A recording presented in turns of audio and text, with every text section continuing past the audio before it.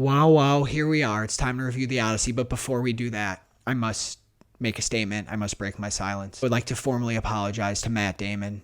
Matt Damon, I am sorry. I am so sorry for doubting you, for not thinking you could pull this off.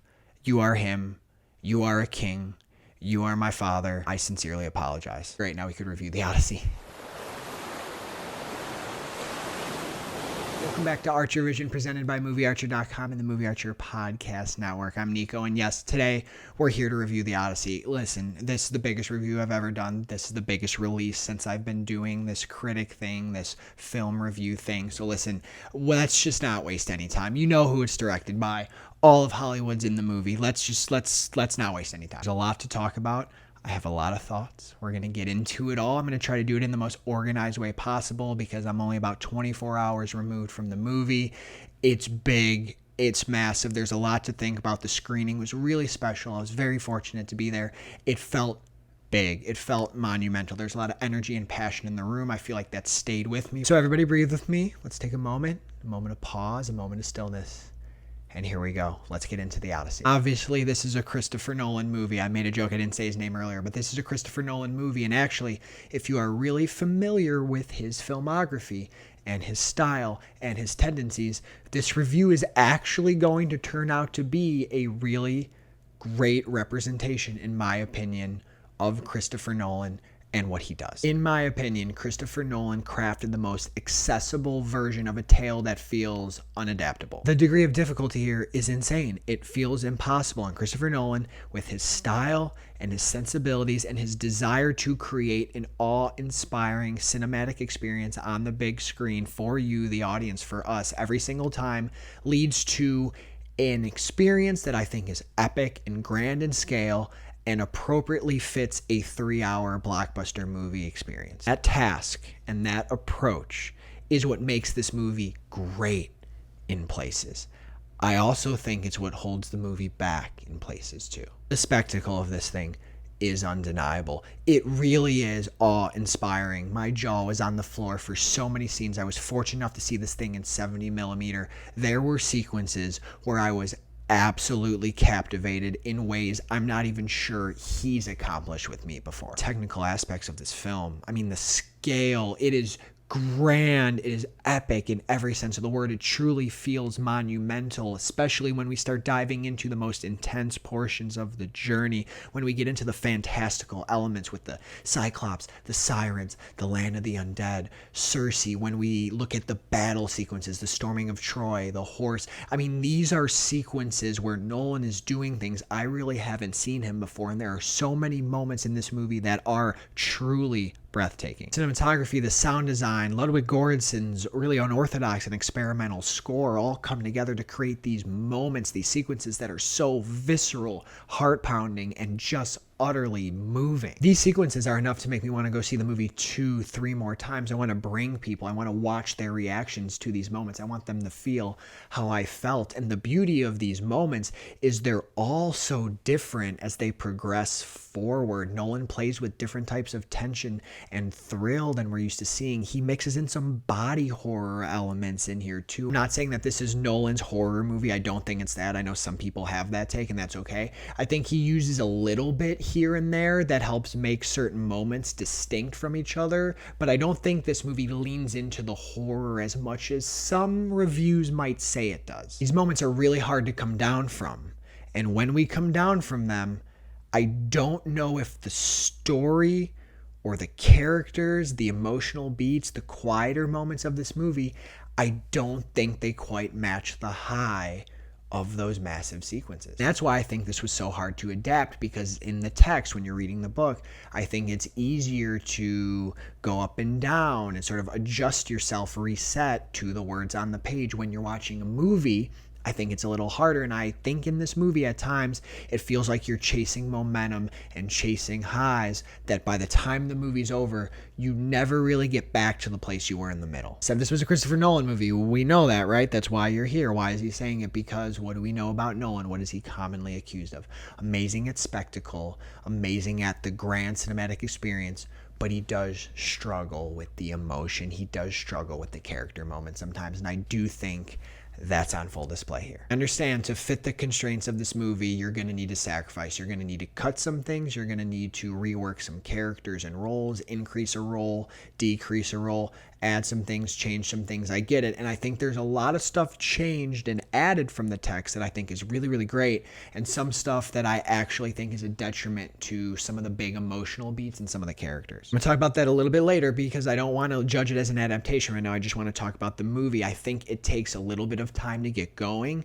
I think it tries to rush and throw in some flashbacks and really establish some things. Nolan loves callbacks, so he really wants you to be aware of things at the beginning so that when he brings it back at the end, you have the light bulb moment of, oh. The editing in the first third and the last third is a little bit chaotic in places, and I think sometimes certain scenes between characters, whether it be dialogue or the execution of a scene, like I think he tries to make some characters feel a little bit too stoic and a little bit too cool. I think he uses a little bit more action at the end to try to like give some more oomph to the movie and get back to that excitement in the middle, and I ultimately think that leads to wasted potential of some really, really great emotional moments. It does feel a little flat in places. I'm kind of torn because some things thematically, especially things he tries to expand the story with and really make it feel timely and it could fit in a modern lens. I mean, that's the beauty of the story in the first place. Homer wrote it 3,000 years ago, and yet it feels like something that you're reading that could apply to today. I really, really love that, and his attempt to make things feel very grounded and realistic, even though there's fantastical elements here, he really does still reduce and sort of challenge the idea of magic, and I do think that makes the story lose a little bit of wonder and a little bit more fantasy than it could have had. I feel like they worked around the big stuff in the middle. It feels like we sped up to get to the journey and then we sped things up after the journey to get to the end. To bring it back to the text, the book is very emotional. The characters are very forthcoming with their emotions. They're very in tune with their emotion. There's a lot of characters weeping together. There's a lot of scenes of embrace. There's a lot of quiet character moments where they're just allowed to feel. And in this movie, I think he takes an opposite approach here. It does feel a little bit more cold in places, and that's why I don't think a lot of the emotional moments feel that earned. They just feel quick, and they just feel like they're in there to quickly get to the next plot point. Probably on an island, because I don't know if the audience will care, because once again, to bring it back to this point, I think this movie is so awe-inspiring.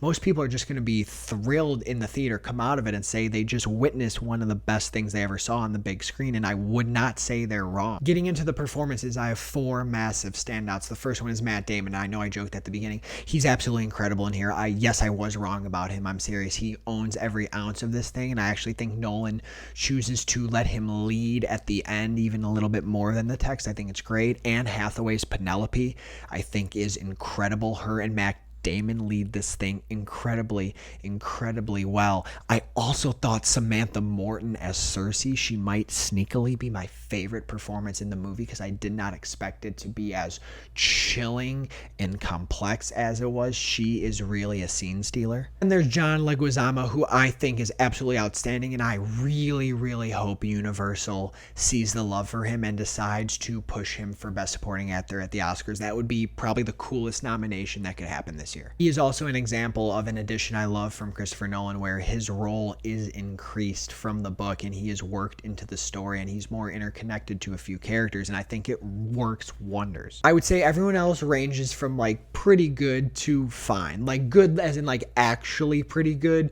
and then a couple performances that I think are fine. Not bad, they're just fine. Himesh Patel, Robert Pattinson, really good. I think Elliot Page, really good. Benny Safdie, when he's in there, pretty decent. John Bernthal, pretty good, better than I thought. Lupita, really good in her scenes. And then when it comes to fine, I would say Charlize, I thought she was fine. In fact, as the time has passed since I've seen the movie, I like her a little bit less. I don't think she does anything wrong. I just think her character and performance is pretty subdued and one note. It just isn't as memorable. And one that hurts me to say that's fine is Tom Holland. And that pains me because I wanted so bad for this to be his moment and for him to have something great outside of Spider-Man. I don't think it's entirely his fault. His character, I actually think the role was a little bit less than I thought it would be. Some of his stuff is reworked, given to other characters. His role is a bit smaller, and that surprised me. That was kind of a bummer, because I think in the book it's a great character, but I also think in some scenes he's pretty good, and then in other scenes when he's really trying to work off someone like an Anne Hathaway or Robert Pattinson,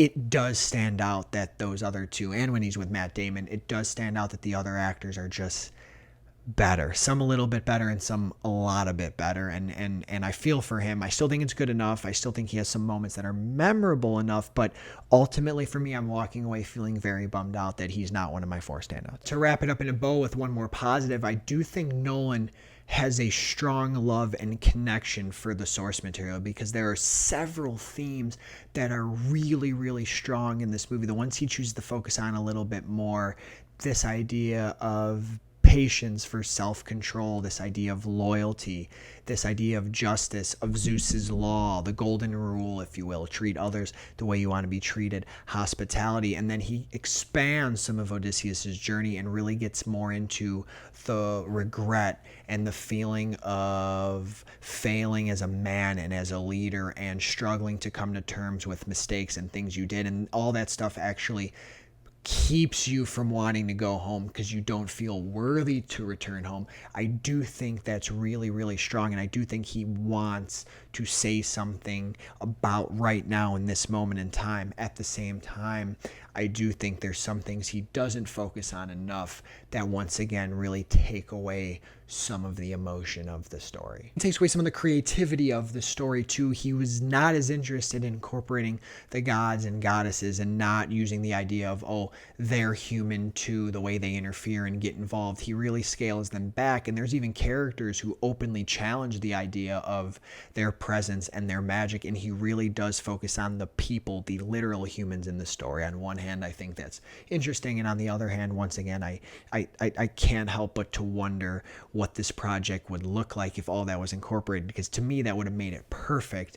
And the final product here, I think, is great in moments, less great in others. One that is satisfying and epic on the big screen, but ultimately not one of his best movies, not a masterpiece, and not one of the best of the year, which is what I really hope to be saying. So with this movie, I'm sitting at an 8 out of 10. An 8 out of 10, 4 out of 5 on Letterboxd. That feels like an appropriate score to me. And why this review is a little weird to me, and why that hurts to say, is, I mean, I was looking for this thing to be masterpiece, 10 out of 10, the best movie of his career, one of the best movies of the century. And ultimately, what I think we got instead was just a good Christopher Nolan movie. There are 4 to 5 Christopher Nolan movies I am strongly considering at the moment putting above this one. So for me, all my critiques weren't necessarily making or saying this movie is bad. It's more so saying, like, this movie is good, but Nolan has a standard. He has a standard of greatness already.